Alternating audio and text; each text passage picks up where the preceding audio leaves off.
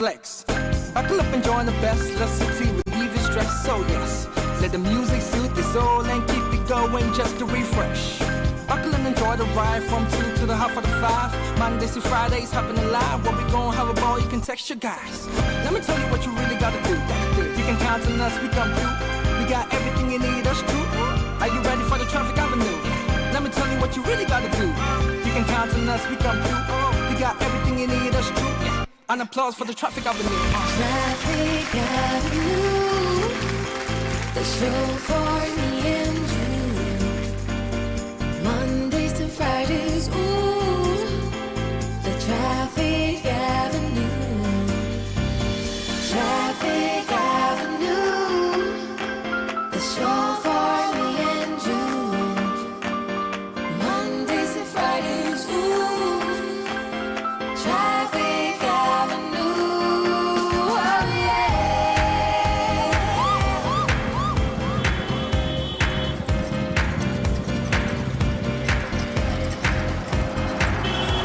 '94, '95, '96, 97.3 Citi FM.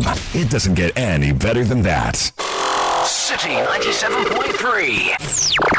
Accra. Detailed news, unparalleled coverage. Citi News on 97.3 FM. Eyewitness News. Be there as it happens. Citi News.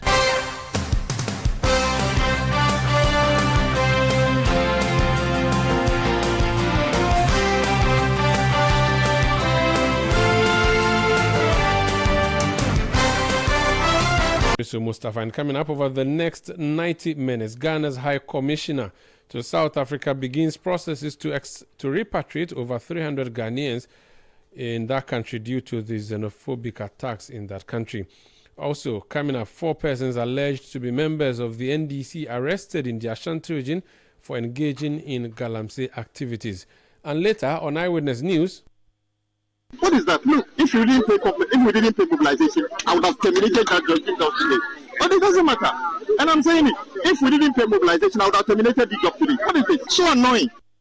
A new terminator is in town, and again, he's also Minister for Roads and Highways, angry over the inaction of a contractor on the road between Enchi and Elubo in the Western region. Stay with 97.3 Citi FM for more on this and many other stories on Eyewitness News. And in business, government target over 200 fuel stations in 24-hour economy pilot. That's in 50 minutes from the Citi Business Desk. Eyewitness News is live across Ghana on a number of affiliate stations and across the globe on citinewsroom.com. Send your messages to the show on WhatsApp number 0549 986 996 0549 986 996. On Twitter, now known as X, mention my handle at Umaru Sanda or at Citi973.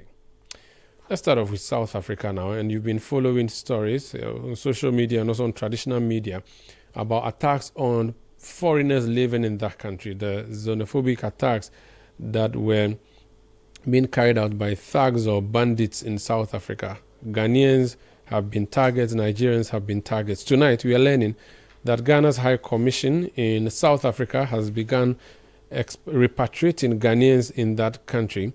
Let's speak now to the Ghana's representative in South Africa, His Excellency Benjamin Kwashi. He's Ghana's High Commissioner to the Republic of South Africa. You're welcome to Eyewitness News, Your Excellency. Thank you very much, Amadu. How are you?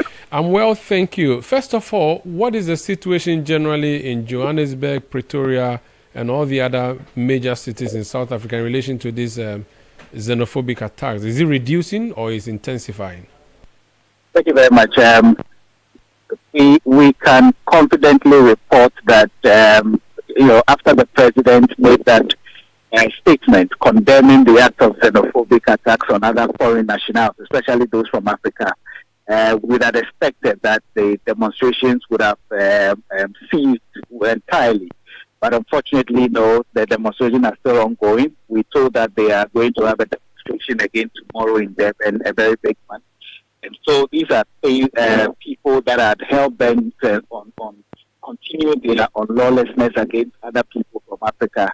And so it becomes very imperative on us as a government and as a people to take a decision that would benefit the good people of Ghana that find themselves in South Africa. So the issues are escalating or are expected to escalate? Well, of course, as it stands now, if after the president spoke, we still have these challenges that and we when have. you say president, you mean Ramaphosa in South Africa? Yes, Okay. please. President Ramaphosa issued a public statement for the first time 2 days back, condemning the act and terming it as xenophobic. You know, when the African Diplomatic Corps and even our foreign minister mentioned that this was xenophobic attacks, we had people in South Africa who said no, it wasn't. Fortunately for us, the police commissioner confirmed that it was xenophobic attacks, and the president last 2 days has also condemned it, terming it as xenophobic attacks aimed at fellow brothers and sisters from the African continent. And so the statement, we believe, should have normalized, should have, asked these people to stop the act of lawlessness. But of course, it's not done anything. They still continue doing what they are doing. And we also continue what we are doing diplomatically to ensure that our people are safe and protected. Okay, so what are we doing as Ghana for our citizens there? Well, we've indicated to our citizens who want to be repatriated back home.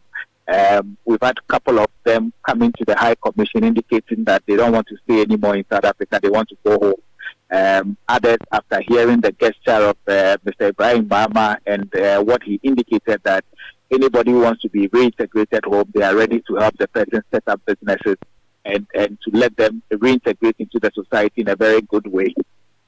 I'm confident, I'm happy that we have quite a number of Ghanaians who are ready to come back home. And government is facilitating that. We've been asked by the Minister of Foreign Affairs a couple of minutes ago to finalize the list and send it to him for onward transmission to the presidency so that we do what needs to be done. So we've created that avenue for our brothers and sisters who want to come back home.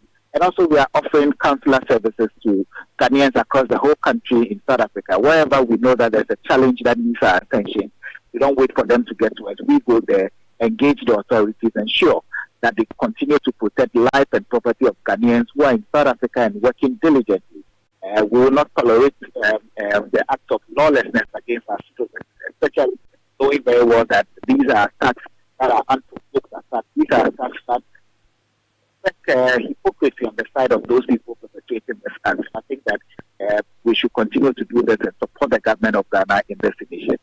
Do we have an idea as to how many Ghanaians are in South Africa? I'm asking this so that we'll see how important a fraction the 300 figure is. Yes. So we have close to about between 15 to 20,000 Ghanaians. We've registered close to 15,000. When I took over, what my predecessors indicated was that Ghanaians in South Africa were just a little above 5,000. But when we started with the registration, which happened about 3 or 4 months back, we've registered Ghanaians that are close to 15,000. We're still registering. There are certain areas that we're still trying to get to that we've not yet got into those places. These are things that, these are places that we've been told that there are Ghanaians even in informal settlement where communication becomes very difficult, where they cannot go on the website or call us on the WhatsApp number that we've given to them. So we want to go there and register them. But if you ask me currently, we have plus about 15,000. Now, so 300 is clearly a very insignificant number, considering that we have 15,000 people or so. Is it the case that the others have not expressed interest, or this is what we have capacity to bring? Because I'm looking at a statement issued by the Minister for Foreign Affairs, your boss, and let me just read that for the consumption of my viewers and listeners before I come to you. It says that His Excellency, the Honorable Samuel Attah-Mensah, it says, His Excellency John Mahama has granted presidential approval for the immediate evacuation of 300 Ghanaians in South Africa. These distressed Ghanaians had earlier complied with the Foreign Ministry's advisory and registered with our High Commission in Pretoria to be rescued following the latest wave of xenophobic attacks. The government of Ghana shall continue to safeguard the welfare of all Ghanaians home and abroad. So that's the minister's statement. Now my question is it the case that only 300 people came to apply wanting to come home, or this is what we have the capacity to bring home? No. So government has indicated its capacity to evacuate as much as the Ghanaians who want to come home. What is happening is that you notice that there are a lot of Ghanaian professionals in South Africa.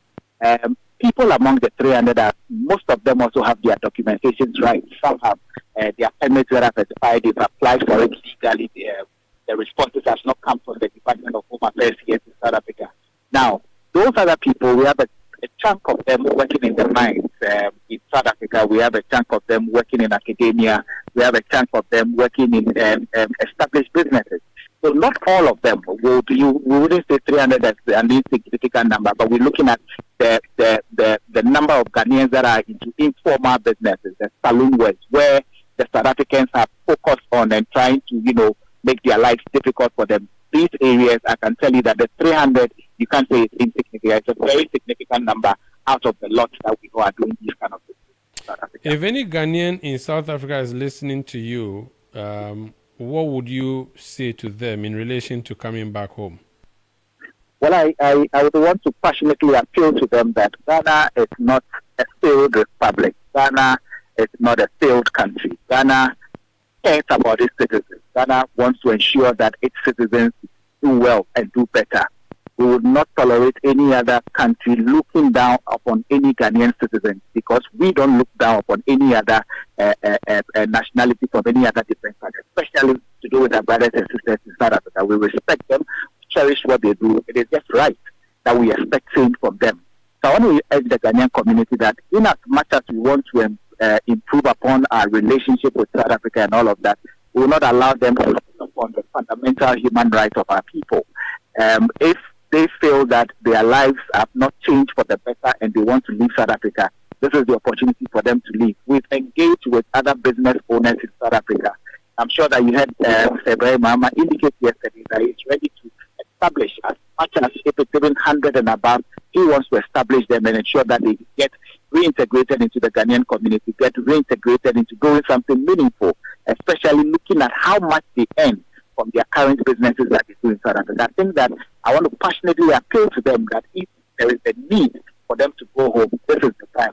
We would ensure that they safely get to Ghana, and we ensure that they are able to reintegrate into the Ghanaian society without feeling that they are odd or they are not needed back home.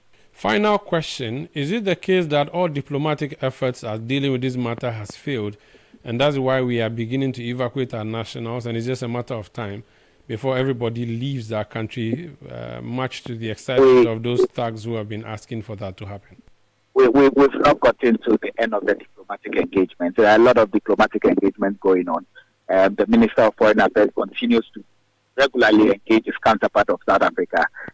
We continue with the diplomatic engagement, but what we also want to do is that we don't want our citizens being taken for granted, especially knowing that over the years, this has been a recurring phenomenon. Every time it happens, we talk about it, we go back to it. But this time around, we want to ensure that there's a finality, that this is the end of it. Nobody would ever in their lives again try, anything xenophobic against our people.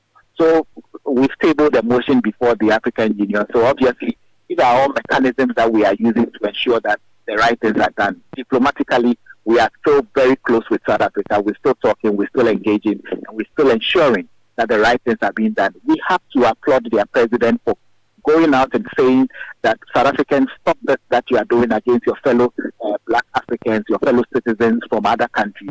And I believe that this should be a testament to the fact that the diplomatic relationship between us with South Africa still happens to ride high, and I can assure you that there's no break in any communication diplomatically. Thank you so much, Your Excellency, for speaking to us tonight. Thank you so much for having me. Thank you. That's Excellency Benjamin Kwashi. He's Ghana's High Commissioner to South Africa. This is Eyewitness News on 97.3 Citi FM. Eyewitness News. Be there as it happens. Your attention, please. Flight C8 has been delayed. Again. Madam, can you please point me to the water fountain? And please watch my back and phone whilst I'm gone. You can be a traveler with infinite worries. Hello, Mr. Anand. Your lounge access is ready and your seat is warm. Or you can be a traveler with infinite privileges. Champagne, sir? Original the drink. Choose EcoBank's infinite privileges with an EcoBank Visa Infinite card. Access airport lounges worldwide, fast-track services, best-in-class daily limits, and enjoy other exclusive travel and lifestyle benefits. Infinite privileges await. EcoBank, the Pan-African Bank.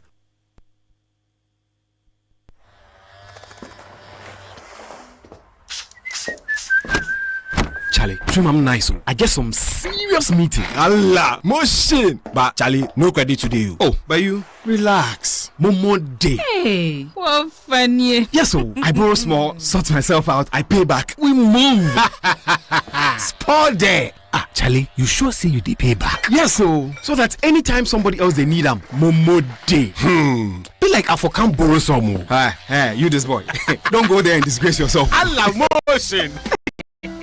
Responsible borrowing be the real flexo for today's needs and tomorrow's dreams. Borrow, sort them, pay back. Momo day.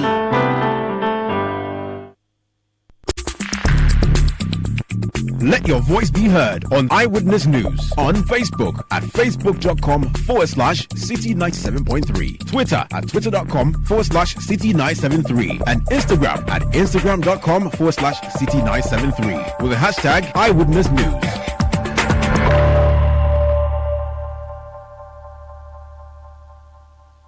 Yeah, welcome back. This Eyewitness News on 97.3 Citi FM. We are coming to you from our studios in Accra. I am Umaru, Sanda, Amadu. Now, let's do some anti-Galamsey related issues, and Hawa has a story for us. Now, the Ashanti South Police Command says it is determined to prosecute 4 suspects arrested for engaging in illegal mining activities within the Krobo Forest Reserve in the Amansi Central District of the Ashanti region. This follows alleged attempt by a local NDC official to secure their release. The suspects were arrested yesterday during a joint anti-Galamsey operation by the police and Logest Group Company Limited. According to the police, the NDC chairman for the area allegedly intervened and appealed to officers to release the suspects, claiming they were his associate.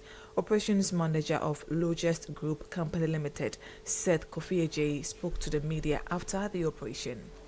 Inside forest, inside the Honan Casano, Yakoche machine 9. We arrested 4 machines in the forest during an operation against illegal mining. At the scene, we met the Jacobo chairman and some supporters seated in the vehicle of the arrested Galamsey operators. They informed us that they had brought the miners there and claimed the government was behind the operation, insisting we should allow them to continue working.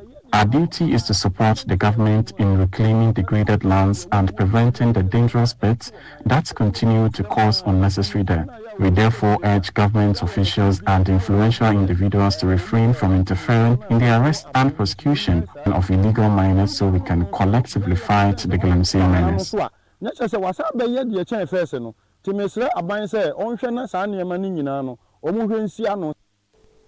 That was Operations Manager of Logest Group Company Limited, Seth Kofi Ejay.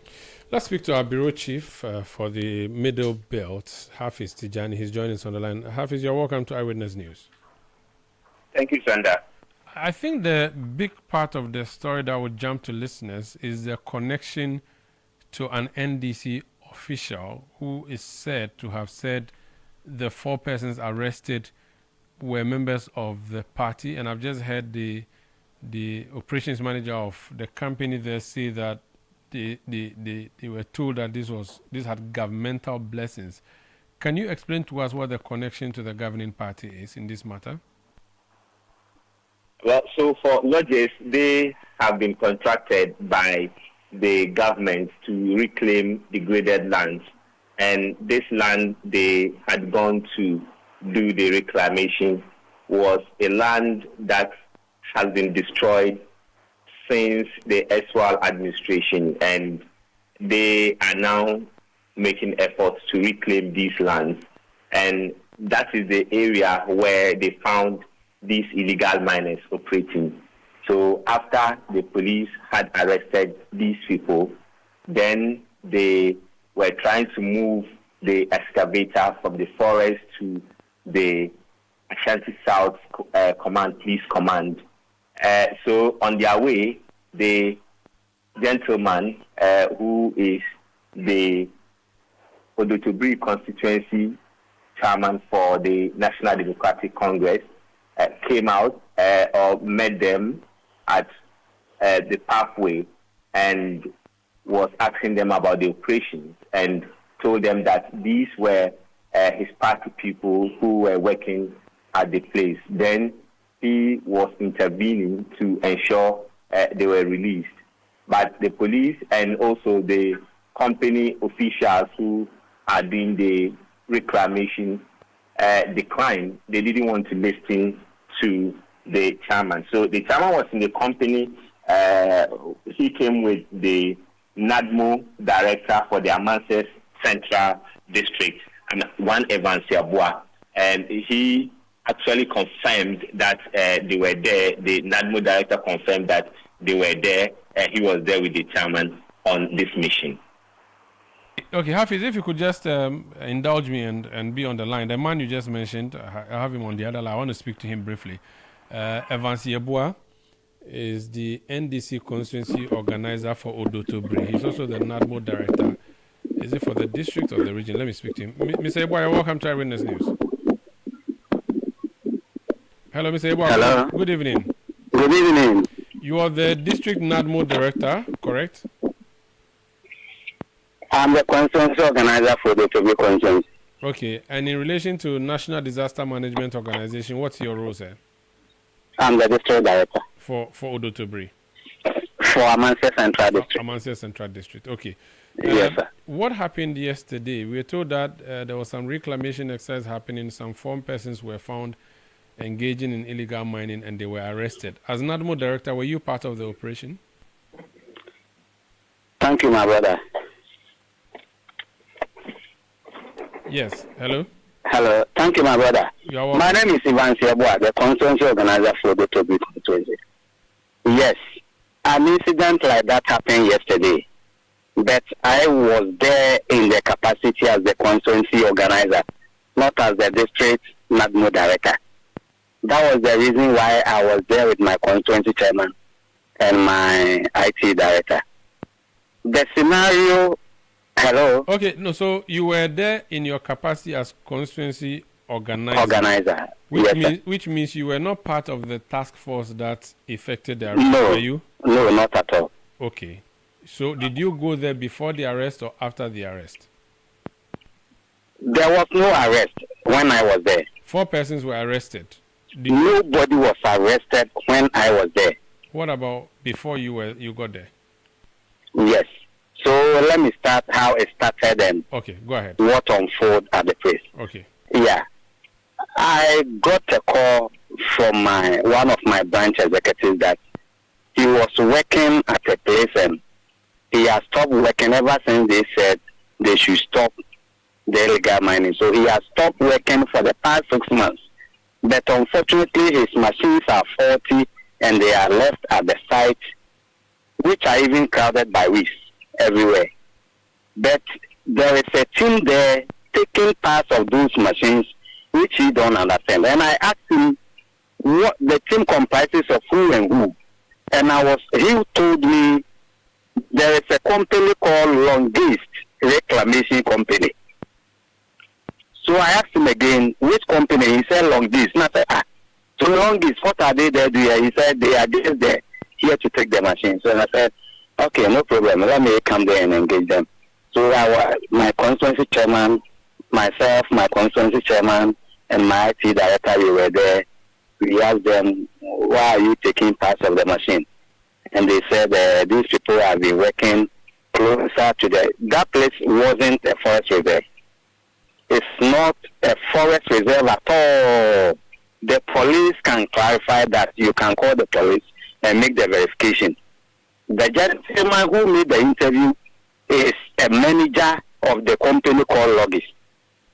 But before we continue, we've been having a long-standing issue with that company because they came here claiming government has given them license to do restoration, abandoned pits and illegal mining areas. So that was their main motive of coming in. But we've realized this company is not doing any reclamation. They are rather extorting money from illegal miners. My brother, listen to me very well. Ever since they came to this district, they've not even paid an acre of land. All what they do is that they come to the place, ask of the owner, take it to the National Police Command, before it's released to you, you have to go and pay 150,000 and 200,000 Ghana cedis without any receipt. We have evidence to that. After this call, you can call any miner in the district and ask him. They've taken more than 90 excavators. Ask them where those machines goes. Immediately they are moved out of the site. You don't see what happened again. The next thing is that come and pay 200,000 and take your machine. Then the miner will go pay that 200,000 and get his machine back. Then go back to do the illegality that the person has been doing. The same reason that you arrested the person. It has been going on for over 1.5 years now. When they came, they were using only one car. Now they've bought more than 5 pickups. Ask them where they got the money from, if not from the illegal mining. Taking all between 150 to 200,000 per every machine that they take from the site. And you are saying that this company is unknown? It's called Logis. I know. It's reclamation. You should know them. What I'm saying is that is it unknown to the government? That is their claim. They said that they said that they were sent there to come and reclaim. Are you saying that your checks have shown that they were not contracted by the government? I haven't said that. But my checks is that the mandate that the government gave to them. Because you are using claim, it presupposes that they could be misrepresenting themselves. Yes, I doubt it. Because you are a member of the government, at least you should know if a company has been given. I will not be able to know. But the activities, I suspected them. So you know that they've been engaging in extortion. Extortion. Okay. And I'll be ready to defend it anywhere. Okay, but as an ADMO director, you haven't reported them since this came to attention. To who? To your government hierarchy or to the police. I'm not the person to do that. That's why I told you I went there in the capacity as Evans. You are the NADMO director. You are the president's representative in that district in charge of prevention or preventing disaster. You've seen disaster happening or looming or actually being carried out, a disastrous activity, and you don't do anything, and I ask you and you laugh. Oh, but extortion is not part of my job. If someone is extorting money from someone, am I the police? I'm not the one. As a citizen, if you see a crime being perpetrated, you are supposed to report. So let's address it as a citizen, not as the NADMO director. I'm the one that's supposed to report an extortion from someone. It gives you a bigger responsibility because you are a duty bearer. Hello, pardon me. I'm saying that because you're an NADMO director, it gives you an added responsibility of reporting a crime. And now you are even saying that the police are complicit. It means that the police in your area are complicit in this. So you could have escalated. No, I'm not accusing the police. Oh, he uses the police as a security whenever he's going there. Yes, that's complicit. I'm not saying he has been extorting money with the police. Please, I'm not accusing the police. If you take police to protect you to engage in a crime, that means the police were complicit. That's the implication of what you have said. No, that's what you are insinuating. I'm not saying that. Okay. I'm not saying that. Let's put that aside and return to yesterday. Yes. Now, so when I got that call... No, before you even get there. So you again said to me that this gentleman, who is your party member, was engaging in galamsey, but has stopped over the past 6 months. Is that what you said? Mr. Yeboah? Hello, sir? Mr. Yeboah? Evans, can you hear me? Okay, I think I've lost Evans Yeboah. We'll try to re-establish connection with him. He's the NDC constituency organizer for Odotobri in the Ashanti region. He's also the NADMO director, National Disaster Management Organization director for the Amansia Central District, in which district Odotobri is a constituency.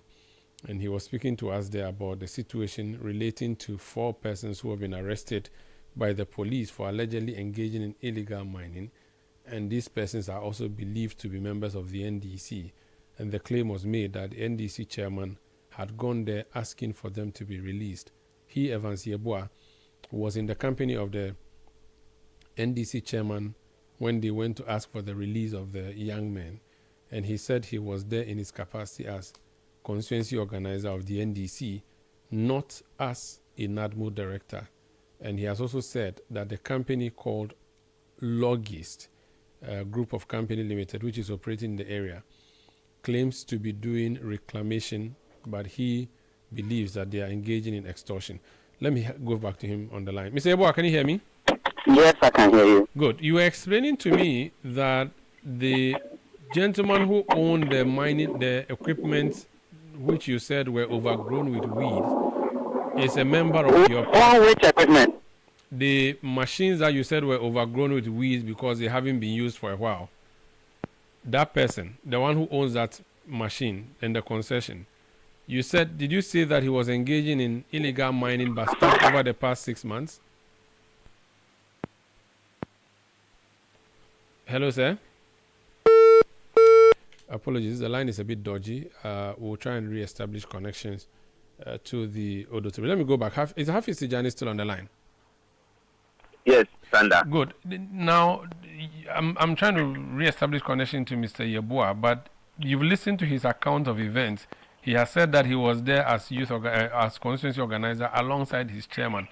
Now, he has also made another claim that the company has been engaging in reclamation, it claims, but he doesn't believe they engage in extortion. Has this at any point come to the attention of our bureau in Kumasi that there's a company that has been engaging in reclamation, and now this other claim that it was actually extortion they've been doing? Well, for as far as we know, Logist is a company that has been assigned by the government to reclaim degraded lands. For the claims of extortion, we are not able to put a word to it. So Logist has been engaging in reclamation in the area, in that particular area, or in the general Ashanti region? Yes, parts of the Ashanti region, other areas within the Ahafo areas, and then also within the Western North areas. So they are known by the government. The government gave them that contract. Yes. So the contract is for reclamation and then afforestation. So when they are done reclaiming the abandoned pits and also the degraded lands, they are supposed to also plant trees at these areas so that they can hand over to the Forestry Commission, which will then oversee the growth of these areas so that the miners do not go back to destroy the lands again. These 4 persons who were arrested, did the NDC officials succeed in getting them off, or the police have taken them into custody?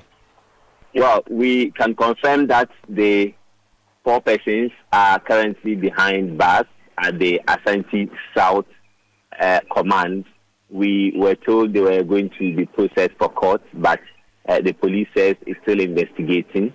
And also, they have also succeeded, as part of the operation yesterday, moved some of the equipment, the excavator, 2 excavators, to the Ashanti South Command, which we have also confirmed that they have been parked at the premises.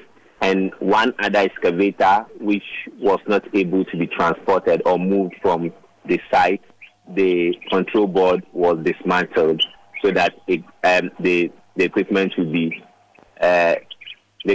immovable. The miners cannot be able to move with it. All right. Thank you, Hafiz, for speaking to us. Thank you. Now, that's Hafiz Tijani. He's our bureau chief for the Middle Belt with a capital in Kumasi, where he's operating from, speaking to us about that story. Let me speak to Awula Sewa. Awula Sewa, she's a coordinator for the Eco-Conscious Citizens, a group that has been advocating for environmental protection. Madam, you're welcome to Eyewitness News. Yeah, good evening. Thank you for having me. I don't know if you've been listening into the conversation, but 4 persons were arrested by the police. The constituency organizer and constituency chairman of the NDC moved in there to ask for them to be released. And he is saying that the company lodges that claims to be engaging in reclamation was simply engaging in extortion. And they said that their people were not engaging in mining or illegal mining. What do you make of this story? Well, I mean, we do know that the president himself said that there might be party members who are involved in illegal mining. And in fact, if that wasn't going on, we would have seen an end to this menace that is causing an existential threat. So we just want to say well done. It's a good thing that all the persons involved in illegal mining have been arrested, regardless of attempts made, to ensure that they were not arrested. So I think it's a good thing. The law has to prevail. It shouldn't matter which political party the perpetrators belong to. So I think it's a step in the right direction.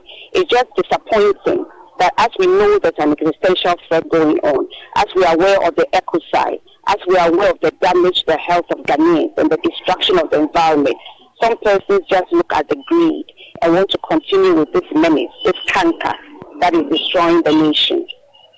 Okay, now what should happen to these party officers? One of them is the NADMO director, and he is the one who is asking for these people to be released by the police. Well, I would say that immediately he should be suspended and, of course, prosecuted. And if any crime has been committed, he should be prosecuted and go processed for court, and then it should be up to the court to look at the evidence and convict him if the evidence is there. So I think that he cannot be opposed if this is what is going on. How can you be in this position of trust and not want to bring an end to the canker? So he should not be opposed. He should be suspended, investigated, prosecuted.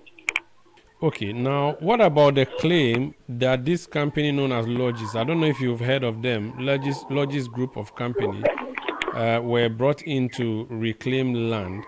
He's saying that they were extorting. They take people's excavators, go lodge it at the police station, take as much as 100,000, 200,000 cedis, and let the people take their machines back. Have you heard of this throughout your advocacy and campaign?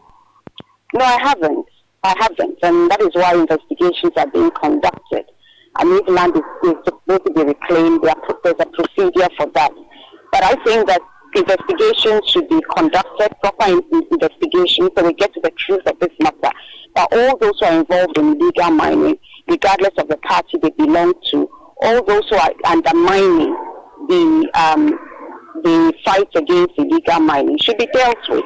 Because if we don't, the clock is ticking.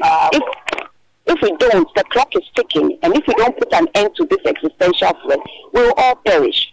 So I think that we need to properly investigate this matter, and all those who are involved should be arrested, prosecuted, and if the evidence is there, they should be convicted, to send a very clear message that no form of complicity or involvement in illegal mining will be tolerated, regardless of party affiliations.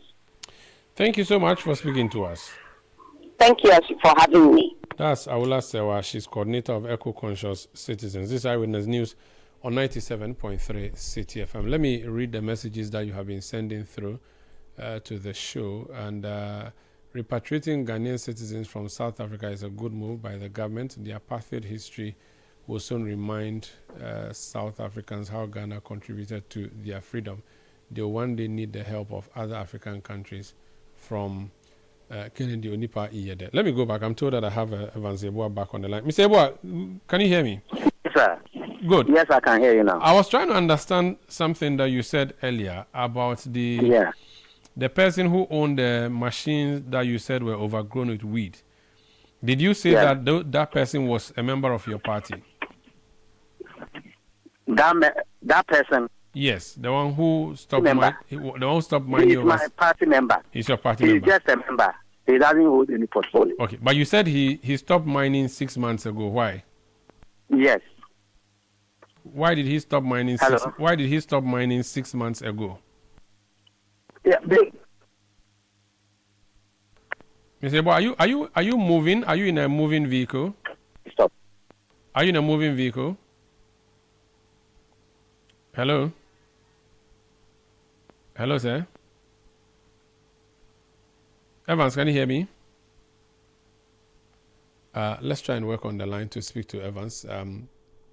Let me continue with the messages you've been sending through. Akapol Jr. and Hafomim says the government must do everything possible to repatriate our citizens who are ready to return home before the xenophobic attacks get escalated. Jones Aduboyinla says we need to commend the hard-working foreign minister for the swift response to the xenophobic attacks in South Africa. He has never rested from day one. Kudos, Papa Sam. This issue about the xenophobic attack is worrying. These bandits have no regard for authorities, even disregarding the call of their own president. We thank the authorities of South Africa. We thank the authorities of the foreign ministry, especially the ambassador to South Africa, for their swift response. That's okay.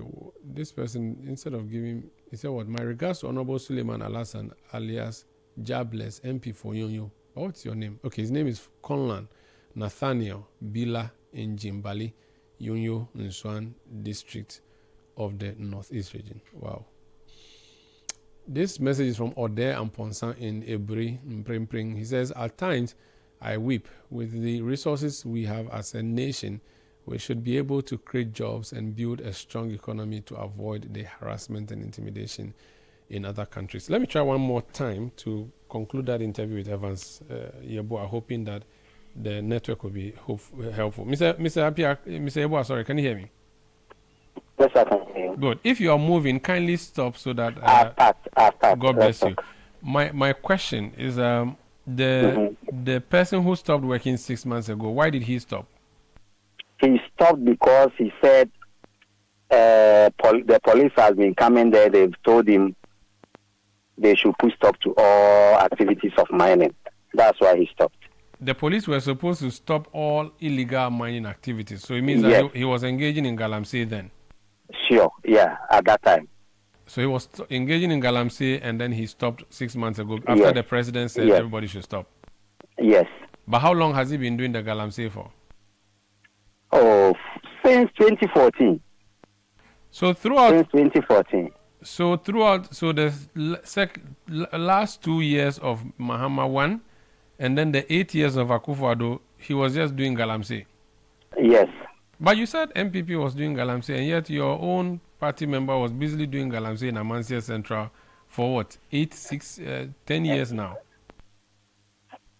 And you didn't do anything about it? You didn't report to the police? Nothing? Me? Yes. Why? You didn't. We were in power in 2025, and my appointment started in September 2025. No. You said 2014. Did you mean he's been mining since 2014 or 2024? But I was not part of the government at that time. No. Did you say, you said you've been mining since 2014? Yes. Mahama was president in 2014 up to 2016. Then Akufo-Addo came 2017 to 2024. So I'm saying that it means the last 2 years of Mahama 1, your guy was doing illegal mining. Why do you say your guy? He's your party member. He's your friend. Don't say your guy. Okay, your friend. Not my friend. Your party member. Yes. He was engaging in illegal mining in the last 2 years of John Mahama's government, the first one. Then in Akufo-Addo came. Akufo-Addo said he would fight at Galamsey. He could not fight it. Not knowing your man was also part of the people engaging in Galamsey. So how come you never reported him to the police for engaging in Galamsey? Why are you asking how come? Why should I be the one to do that? Because you were saying Akufo-Addo was not fighting... Because the police has been going there every time. They see it. But you said Akufo-Addo was not fighting Galamsey. Not knowing is your person who is helping this. Why are you trying to put words in my mouth? I am telling you, he has been working since 2014. So why don't you tackle the officers who were there at that time? Okay. And let's start discussing mine. Okay, so if it is true that he has been doing this since 2014 and police have gone to arrest him, why would you and the party chairman go and try to have him released? That's the question you media people are not asking. They arrested you. They didn't arrest anybody. The four people they arrested. Listen to me. Let me come. The people they arrested, I don't know them. They went there, started taking parts of the machine. So when the guy called me, I went there and I was there. And I asked, Longis, are you the one doing this operation? They said yes. That was all. Those people that they arrested, I don't know where they arrested them because I wasn't there when they were doing that. But the police said you and the chairman, you came in. The police said, or Longis said that. Okay, Longis. Yes. They said that you. Not the police. Yes, they said that you showed up with your chairman in a car. I showed up because wait. In a car belonging to the people who were doing the illegal mining, and you said they should release them, that they are your party members. That is not true. That is a lie. Your chairman was said to have said that. He didn't say that? Who? He didn't say that. I was there with my chairman. So why did you go there then? Why did you go there if you were not interested in the I people went arrested? there because I wanted to confront the Longis why they've been taking people's machine and taking money, but they are not doing the reclamation. Even this person, they've taken money from him. Last 4 months, they took 10,000 from him to buy fuel to do reclamation. Ask them if I'm lying. Which person? The person that they went to his site, the one that has stopped working. Okay. They took money from him that they are going to reclaim the land. So he should leave it. They took the money. They didn't do any work on the land. What is his name? His name is Asare. Asare, yeah. That's what I know, Asare. What's his company name? I don't know. I know him, Asare. Where are his machines? The machines are still there. Ask the police. They are still there. They've not taken them to the police station. They've not taken them. And ask them, they picked 7 machines. Why are they reporting only 3 machines? The 4 people. I was following them yesterday. I was following them with my chairman. They pick up 7 machines. Why are they only reporting 3 machines? What happens to the remaining 4? Why were they released on their way from the site to the police station? The 4 people who were arrested, you don't know them, do you? I don't know any of them. But you know where they were arrested. I don't know any of them. But could it be that they were arrested at Asari's site? No, they were not arrested at Asari's site. And Asari himself, he's not been arrested. He has not been arrested. He wasn't there. He has traveled. That's why he called me on the phone that the security man has called him, that the Longis people are there taking parts of his machine. Mr. Eboa, one last question before you leave us. You are from the Amansia Central. It's a mining district. Now, based on everything you know on the ground, do you think this Galamsey fight would be won? The fight against Galamsey? The way I am seeing things, my brother, it cannot be won. Because that company is here to just make money, not to make any impact on fighting the Galamsey. I'm telling you. Even one of their pickups, miners bought it for them. Ask them, call them and ask them where they got the money to buy those pickups. If it's not illegal miners that bought them for them. And you know all of this? Yes. Is it part of their mandate? To be collecting money from miners? Have you reported this to your regional NADMO coordinator or the national NADMO coordinator or even the president if you have a direct line to him? I don't have any direct line to him, but that's why I said I went there in the capacity as the constituency organizer. I reported those things to my regional executives. They are aware. But you see, the company, the logistics company you talk about, if the contract was given them by government, then it means the Ministry for Lands will know about it.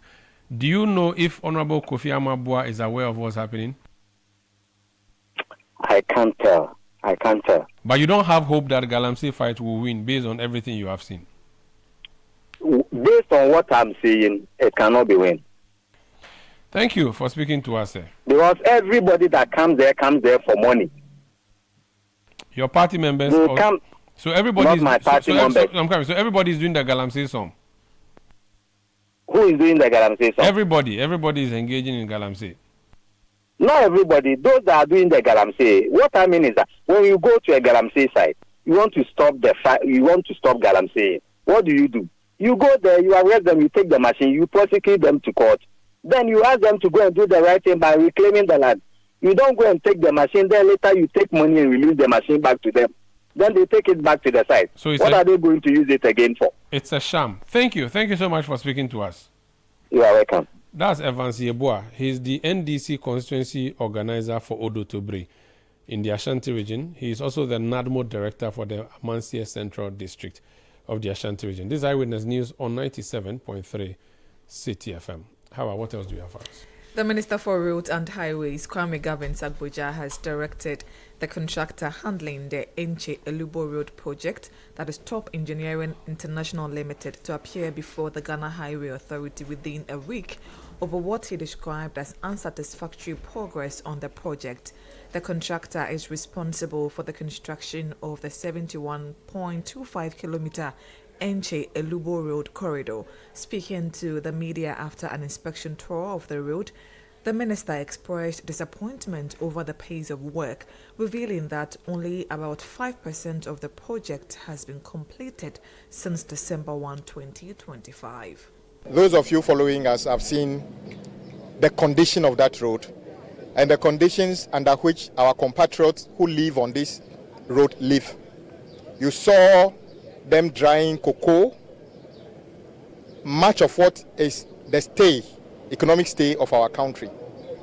But you drove on those roads and nobody was even patching pothole, which was supposed to be the responsibility of the contractor. You stopped and spoke to women who tell you the ordeal they go through. Some I cannot repeat here, some actually leading to death. And that is the reason the president prioritized this road as big push. This contractor has been on this road for ages and it's not new, doesn't need to mobilize. He's always been here. The little drainage structures you saw, he did them long time ago. But even patching the gullies on the road, he would not do it. Frankly speaking. He heard the Minister for Roads and Highways, Kwame Gavin-Sagboja. Eyewitness News. Be there as it happens. Electrical say to me, Nancy no ma ye wo. Every some man for ko so fake na begum. Yeah. It's am on motor cables ah. Ho na hwa. No ma scan. Check the cables no. Or your Nexans cable metal. One low smoke anti-counterfeit cables ni bia. So nye bia. Muntoda. E dey na ma we use sa cables na. E ma ni dem sronko. Low smoke anti-counterfeit cables ah. E we me che dey. Say the fake cables on your papa wire dan na say to ma. Open whistle p toxic ah. No me je no so huwa. Ono ponko table to make. Na say use low smoke anti-counterfeit cable. I'm making sure we so creepy no ba. Into a triangle between the Denuma. And when you low smoke anti-counterfeit cables, yeah. Etra, and one of why. What you must scan. Now check it there. So your original. Offering Nexans cable metal. Nexans cable metal low smoke anti-counterfeit cable. Yes, Sasha. The yaja to be there. Only you got a cable. Oh, quack, that. Nexans cable metal. Electricity no get leg. The Nexans cable metal cable they carry. Looking for engineering excellence you can trust? Welcome to Left Signature Limited, driving progress through technology and engineering excellence. From expert electrical engineering design, installation, power systems, renewable energy, automation and control, to reliable data center and managed services, power infrastructure, network connectivity, server virtualization, cloud integration and data security, and cutting-edge software development, custom business applications, web and mobile apps, cloud and DevOps solutions. Integrity, safety, accountability, teamwork. That's the Left Signature promise. And now, introducing the Left Power app. Request for our services anytime, anywhere. Available on the Play Store, App Store, and on the web. Ready to power your success? Choose Left Signature Limited. Visit www.leftsignature.com. Call +233 256 111 811. Left Signature Limited. Engineering excellence for a connected future. Eyewitness News. Be there as it happens. Get the details. Every significant financial transaction, every market movement, and all the policies that affect your business. Citi Business News. Be informed. Time now for Citi Business News on Eyewitness News. I am Hawa Idrisu Mustafa. The details now. Over 200 fuel stations, 8 depots and 2 refineries across 4 regions, including The Greater Accra region will be covered under the phased implementation of the government 24-hour economy program within the downstream petroleum sector. Speaking at the launch of the pilot phase of the 24-hour economy program in the downstream petroleum industry, Chief Executive of the National Petroleum Authority, Nik Amarteifio, stated that the initiative is intended to ensure continuous operations across key segments of the downstream petroleum value chain.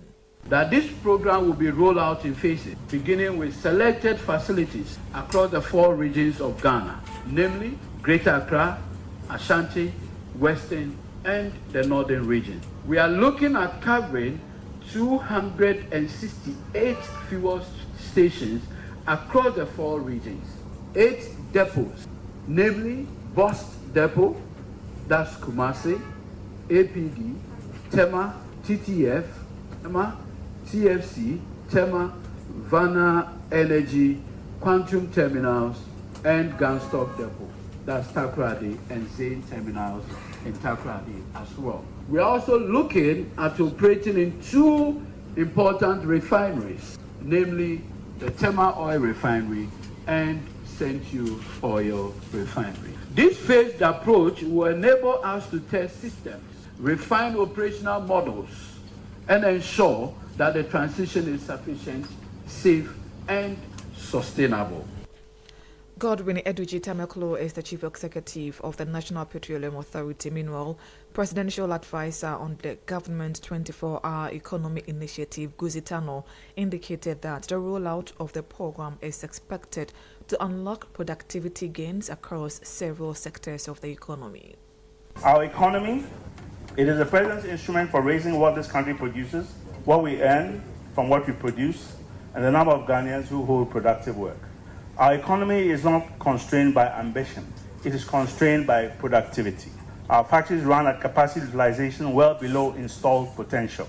Our farmers lose value because there is no offtake or processing close to where they grow. Our infrastructure idles for hours that other economies will use to produce. We are running the economy on a single shift in a world that runs on 3.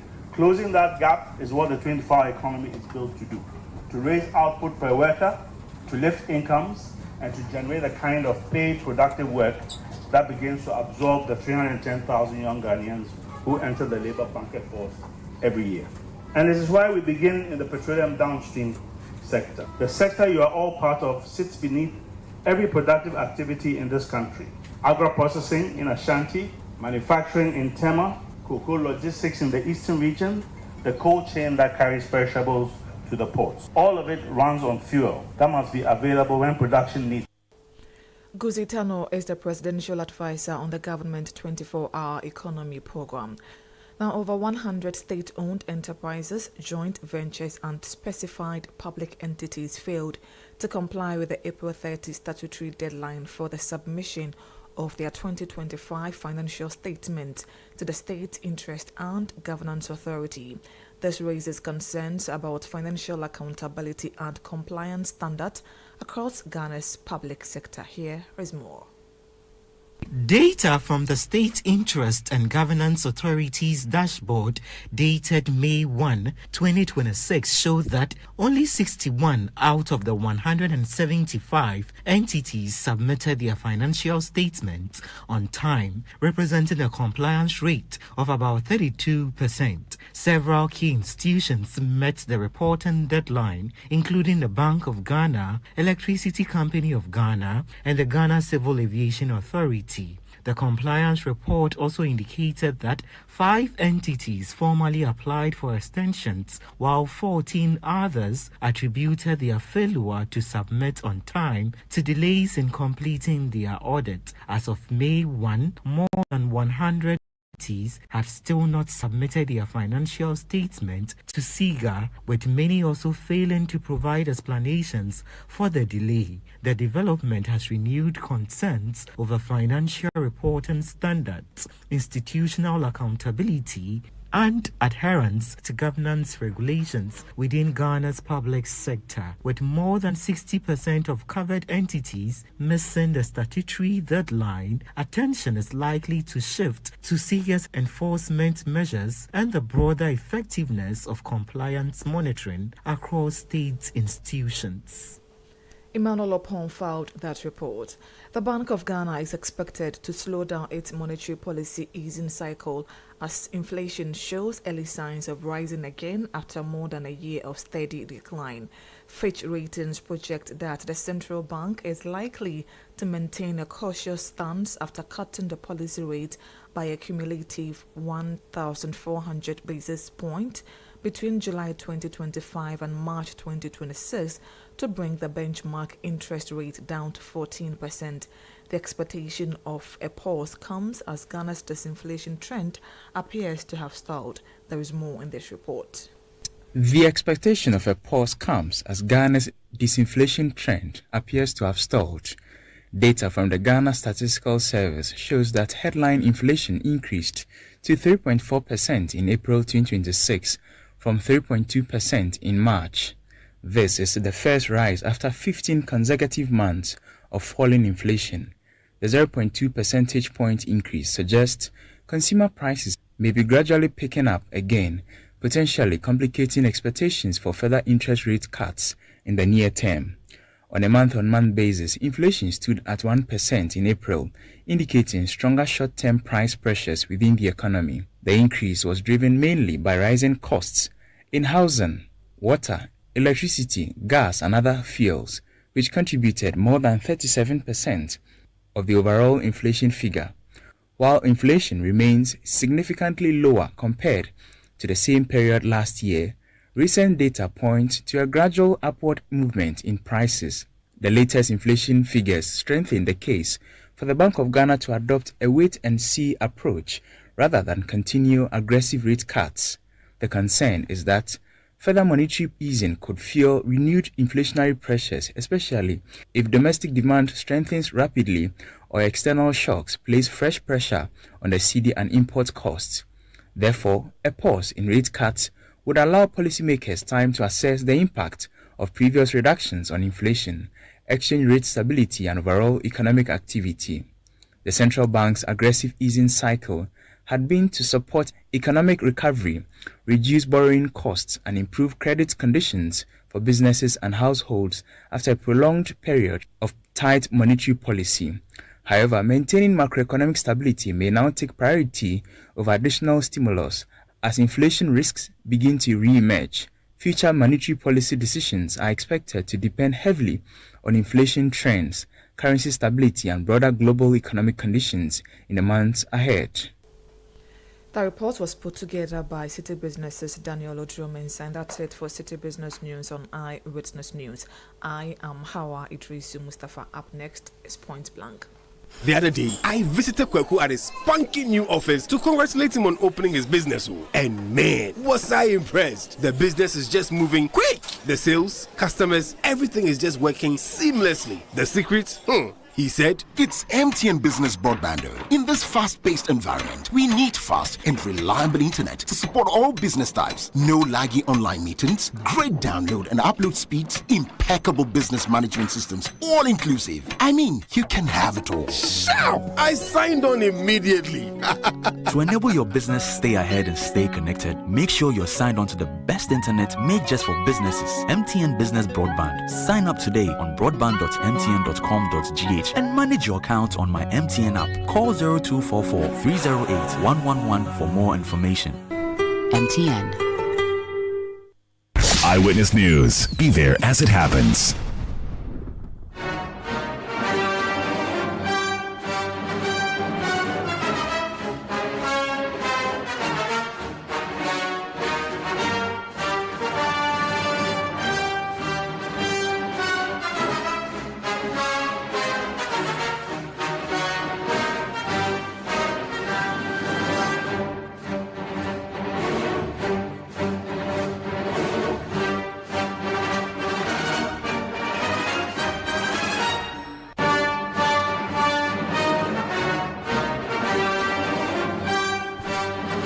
This is Point Blank on Eyewitness News. I am Umaru, Sanda, Amadu. Tonight on Point Blank,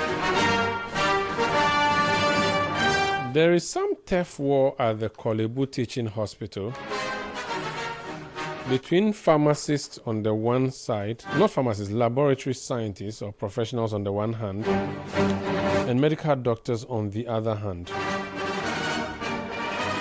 The doctors embarked on a strike as a result of a leadership issue in the lab, the central lab.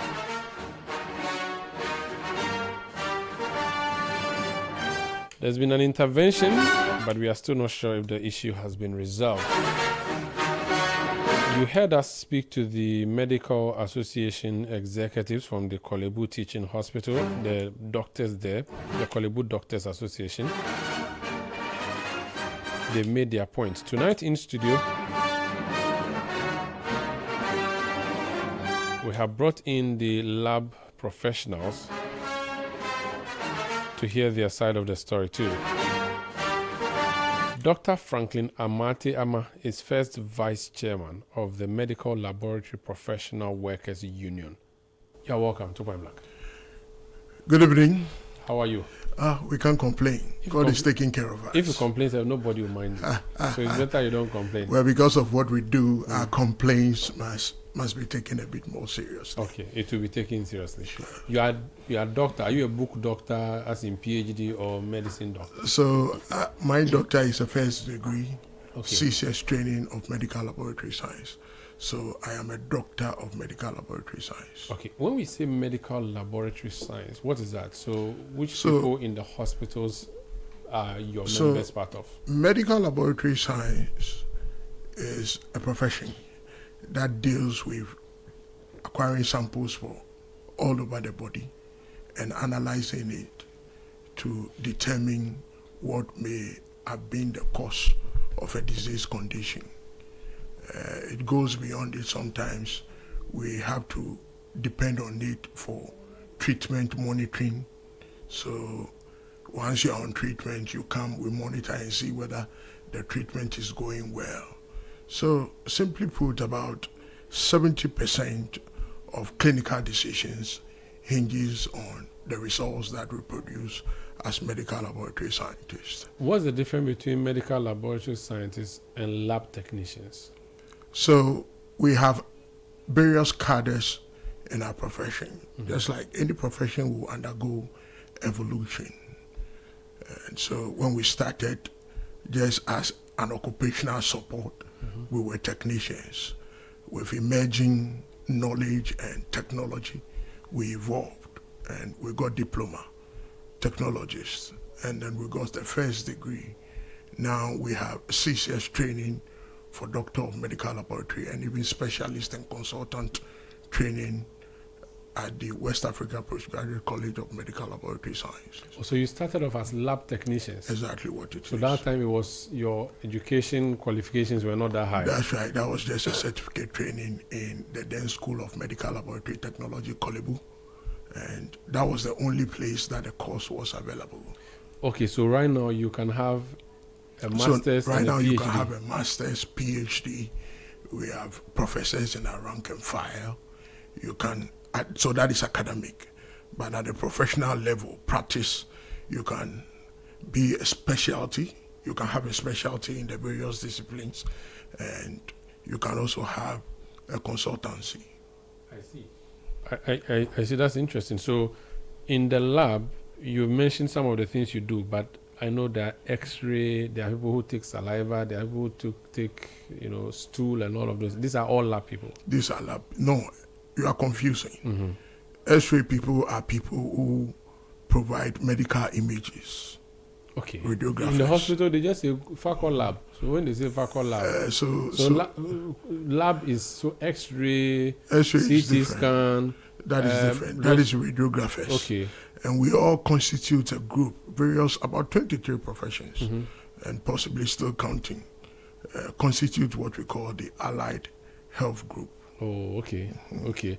But you are just the people who take samples. So it could be blood? Blood, it could be stool, tissue. It could be urine, as you mentioned. It could be tissue, and we take it through a process to generate meaningful clinical report. Okay.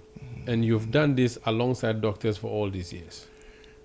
Well, we work hand in hand. The space of healthcare is quite collaborative, and so we work hand in hand in the space. Okay.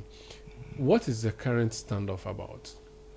Yeah, so let me make it clear that the current scuffle and the current impasse is not about a turf war, as you seek to put it. Okay. It is purely a governance issue.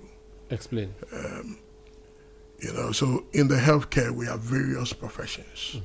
So allied health professionals answer to allied health professional.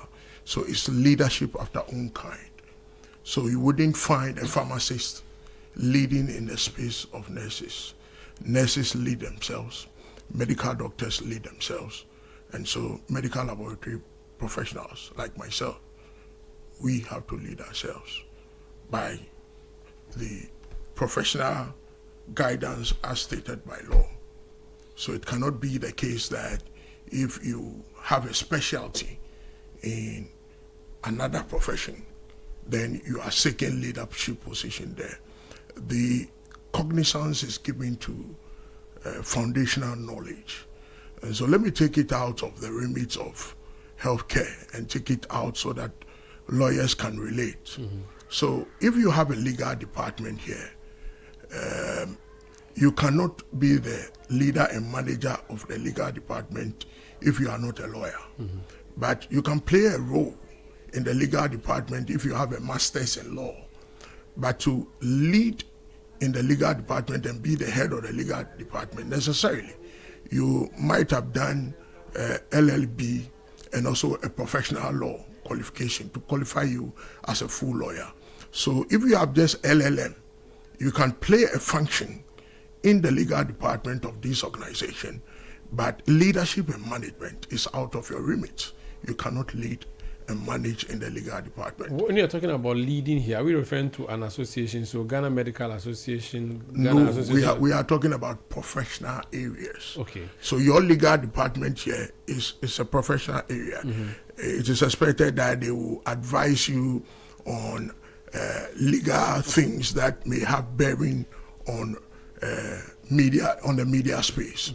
And so the person who will lead in your legal department necessarily must have that foundational knowledge of law, LLB, plus a professional training in law.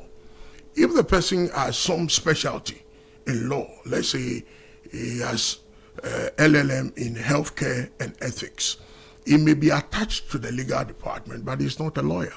And so for that matter, he cannot be the head of the legal department. Okay. But he can function there, give guidance on medical legal issues and all that, but he cannot take the oversight responsibility to lead and manage. Prior to today, what situation existed in your workplace? So the Kolebu has something called the Central Lab. That's right. Prior to today, who was heading the lab since Gajisberg put our Kolebu Teaching Hospital for us? So prior to today, who was heading the lab is this medical laboratory scientists who have been heading the lab and managing the affairs of the lab. Medical laboratory scientists, not medical doctors? Not medical doctors.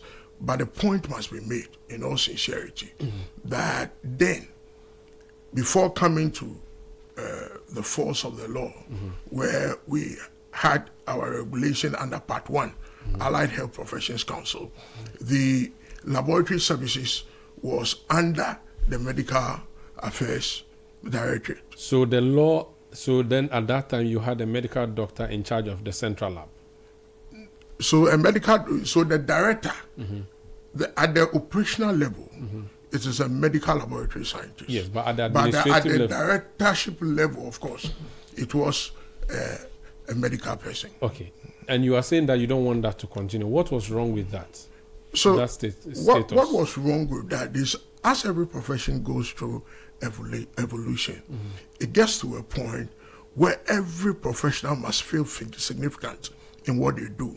If you are conversant with the Maslow theory, self-actualization, everybody, when you get food, you eat, you get clothes, you wear, you go to another level. You start thinking of nonsense things. Not really. I know, I get you. Don't respectfully, when you get to self-actualization level, you need to feel significant. Yes. And so that's just a profession that has evolved. So you believe and it is that only fair. You believe that you have reached a stage where you should take your destiny into your own hands. All the cardinal signs point to the fact that we have built our capacity and we can now adequately lead and manage ourselves. But if it's not broken, why do you fix it? If the current system is running so well, why do you want to fix it? The current system has not been running so well. It has run for decades. Well, the point is that in the healthcare system, we can be very chauvinistic. What do I mean by that? So nurses will do a bidding of nurses. Pharmacists will do a bidding of pharmacists. So if you don't have your mother in the kitchen, you cannot say whether there is food in the kitchen. But if your mother is in the kitchen, even in turbulent times, you will get good meal, well-balanced diet with protein. So you feel you are not well represented at the table? Exactly. We live in a country where whether you have your hand in it or not, they can sprint and you will not know. A country where everybody have eaten and you give 10 people 10 oranges to share, 9 people will not get some. So it is about time that we represent ourselves in the table. You see, when you are near the table, you don't have to shout. It becomes a conversation. But when you are far away from the table, you have to shout across before you'll be heard. But here's the case that the man who you have sent to the table all these years has done your work perfectly for you, has done your bidding for you. So he would continue. You should trust that he will continue to protect your interests because he sworn to you. He's not sworn to Ghana Medical Association. He's sworn to you. He's your director. Unfortunately, that is not the case. He has not sworn to us. He's your head. He has not sworn to us. Listen, he'll be happy to see the lab expanded. He'll be happy to have you get everything you need. The conversation simply is that your direct biological children are medics, medical officers, and then your stepchildren are the medical laboratory scientists. And you chose to go and work with the stepchildren. And so. So there's something. It's not about choosing. It's about time that everybody gets the leverage. The point is that you do not even have the foundational knowledge. And so you cannot represent us well. If he did not have the foundational knowledge, he could not have represented you since Kolebu was set up. And he has done that perfectly. Clearly shows that he knows what he's about. Everything goes through evolution and steps. Yes, I'm saying that. But so that is where we are today. The fact that now you have gotten more technical, more sophisticated, does not mean you should say that your father who led you through 40 years in the wilderness look at this way. If you are a father and you do not make provisions as your children are growing, it gets to a time that becomes very impossible to perform in the evening because your children will see your nakedness and you cannot perform. That is where we are. You mean if today. you're in a single room? That's what you mean. If you're in a single room, so you need to cannot perform. You make, of course, there cannot be performance because children will say, "Hey, Daddy, Daddy, what are you going to do?" You can put curtains. They can flip the curtains and see you, and so it gets to a time that necessarily you need to create rooms and accommodate all your children appropriately. Okay. Simply put, that is where we are. What does the law say? What does the law say in your favor? So the law is very clear that. Which law? The Health Professions Body Act 2013. Okay, and it says what? Passed in 2013. Act 857 rather, not Act 2013. Sorry, Act 857 2013. So what I'm saying is that the law is very clear. What does it say in your favor? You cannot be leading in the medical laboratory space if you are not a licensed practitioner. Which section are you reading from? I noticed that I'm not particularly reading a section for you. I can see that you have the act with you, so I thought maybe you have some specific section you wanted to read for my audience to know. Not really, right? Okay. The conversation is that... So by law, that's you're saying that a lizard should not lead a group of monkeys. Exactly the conversation. Okay. Now, let's talk about the expertise of the monkeys. And I'm using monkey here as advisedly. How, if I get up and I'm not well, I have a headache or my nose or my back hurts, I do not wake up and go to the central lab. I go to the hospital. I could go to the surgical department or any of the departments in Korle Bu. A doctor, a physician, would determine that I need to do a lab in A, B, C, D, which means that it's a doctor who knows, not the lab person. Now, when that data is captured, it still goes back to the doctor to run the analysis and make the prescriptions. Such a person is knowledgeable about what is wrong with the human anatomy and all of that, and he knows what he's looking for. Why should he not be hand in hand in running the lab, which is like his playground? The lab for me looks as though it's the workstation of a medical doctor. Well, so this is it. We play several roles in the healthcare continuum. So when you go and sit in front of the doctor, his training is that he should take medical history. Oh, doctor, I have headache. These days I cannot sleep. I feel warm. Now, there are 1,001 diseases that can give you that particular symptoms.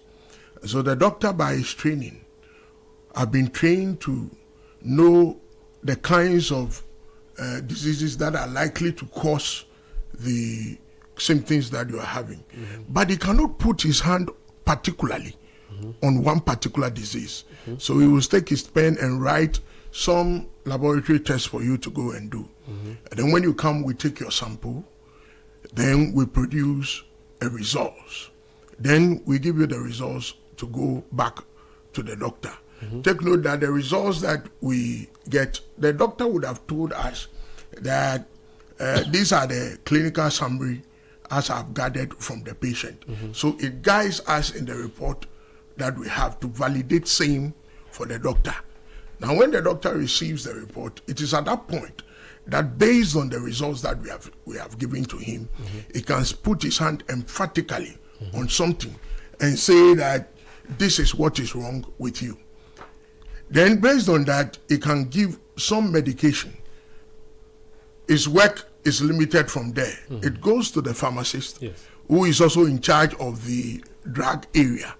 And then he will also look at the dosage and things that will cure that particular condition. And I'm saying that it is a doctor who knows that there has to be some lab work done. And it is that doctor who still interprets that data and acts on it. And so that's why the doctor should have a hand in the work of the lab. So that is why the work of the lab is collaborative. And that is why I made it clearly to you. That is a collaborative work. So it is not a turf war. So that's why you said to me that operationally, you people head the lab. Exactly. But administratively, a doctor directs the place. No. That's collaboration. Why are you not suddenly saying there should be no collaboration? No, you are not getting the conversation right. Okay. The conversation is that we work as a team. So the space of the ward is available for all professionals to go and practice. The space of the lab is available for all to go and practice. But both administratively and operationally, in terms of what we do, it is headed by the foundational professionals who are licensed. So if you do not have a license to practice in an area, you cannot lead and manage that area. It was at that point that I related it with the legal department for you to understand. And I also made a point to you that if they didn't have the knowledge and the capacity, they wouldn't have been able to do it all these years until you finally wind yourself. Now the doctors insist that they need to be in charge of the lab. I interviewed them here, and they say it is because whatever work they do, the lab is really their workplace, right? And they need to be there. As a result, they've gone on strike. Their conversation had never been that they wanted to lead and manage, because it is not their legal right to do so. Their conversation is that we have prevented them from coming into the space to perform some specific role. Yes, and we have made it the point that clearly that it is not a turf war. You have opportunity to come and play that role that you have to play to the betterment of the patient. But when it comes to leadership and management. You have your space that you are leading. We have our space that we must also lead and manage. And that is just the conversation. We must shine together. You cannot lead in your space. It's about equal opportunity and also fairness. So you cannot lead in your space and then also claim to have some superiority of knowledge to lead in our space. So this is a tough issue that I raised in the beginning. It is not a tough issue. You are not getting the conversation right. Try and let me get it. So get it clearly. We work in the environment. So let me take the ward. So the medical laboratory scientist can go to the ward to do ward rounds and suggest that, for this patient, let's do those additional tests. The medical doctor will be there, the pharmacist will be there. But you see, when you go to the ward, the one who manages the ward is the nurse. But we all go there to play some specific functions. And so the medical officer who has some specialty in lab can come into the lab to practice what he went to school to learn. But it cannot be the case that because you have a specialty in the lab, you have to lead and manage in the lab. That is just the conversation. But they're also saying that they have no problem. They say, for instance, the CODA president who spoke to us said, and I'm quoting, he said that there should be peaceful collaboration between both professional groups. And it's essential for quality health delivery. And that is why they have decided to go on that strike and subsequently called off the strike. Yeah, so why they went on strike was that they said we have threatened body harm to them and we are not making the lab accessible to them. Now, that was a palpable shenanigan. If you go to Kolebu Central Lab, the hematology clinic, which is headed by a medical doctor, a laboratory physician, is running perfectly. So there cannot be a case where we are preventing them from coming into the laboratory space. So you do not restrict them? No, we do not even have that powers to restrict somebody from coming into the laboratory space. But that was their reason for going on. Exactly. Coming into a space has to do with your job description and what specific role and assignment are you coming to perform there. That conversation was deliberately put out there to sway the public sympathy. But when it became clear, when we explained the position and people came to terms quickly that was not the situation, then they shifted the goalpost that it is not really about we preventing them, but they have a stake to lead and manage. And you can see, one of our own was leading in Kolebu. But you see, whether we like it or not, the CEO today in Kolebu is a medical officer. The board chair is a medical officer. What have they done? They revoked the appointment of the medical laboratory scientist who was the substantive head of the laboratory services. They set his appointment aside and quickly appointed one of their own to act. I don't like how you are saying one of their own. It's almost like us versus them. So no. So that is what it is. It's profession. So medical officers and medical laboratory scientists. Part of the reason they went on a strike, they said that all specialized laboratory results be reviewed and validated by qualified laboratory physicians before release. Why are you not doing that? So all results, so that should come on a job description. Where is the job description? Don't forget that the lab we are talking about, Kolebu, has high ISO certification, accreditation. And so ISO is not limited to Ghana. What it means is that Kolebu as a lab has gone through processes similar to international standards, and they are churning results that they are churning. So it cannot be the case that Kolebu is doing something that is short of the standard. It is top-notch. It is comparable to anywhere across the world. So it cannot be that if a laboratory physician is not validating or countersigning the results, then the results is short of international standard. No. It means that there's no doctor's eye on that report. So that is an additional thing that can be done. But don't come and misrepresent the facts that because you are not doing that, it is short of standard. Okay. Dr. Franklin Amatiama, we have to go. Thank you for joining us on Point Blank. Very well. Thank you too. Jalil has sent a message. He said you have the voice of a pastor. Maybe you should try and be a pastor. Very well. Or are you a pastor already? So I'm a pastor propagating the message of the laboratory. Okay. But no, it's Palgrave who said you have the voice of pastor. Jalil says he admires how you speak. Very and then there's someone who is a member of your association who has sent me a message saying that I should send regards. I think this should be Prof. Shiraz. He said that Section 3 of Act 857 is where your mandate comes Very from. well. Thank you so much. That's the first vice chairman of the medical laboratory professional. So I don't want to leave here with any confusion in the mind of the people. I think you have sold the message. The confusion is that it's about leadership. That is it. Let the sheep lead the sheep. And let the lions also lead the lions. End of story. It's a simple matter. Thank you so much for joining us. Yeah. I am Umaru Sanda Amadu. I did this with Hawa Idrisu. Produced by Beverly London, Juliana Odami Asari, Kwabena Wilson, Fred Tete Jabano, and Sami Wiafe. Technical support from Desmond Nyako.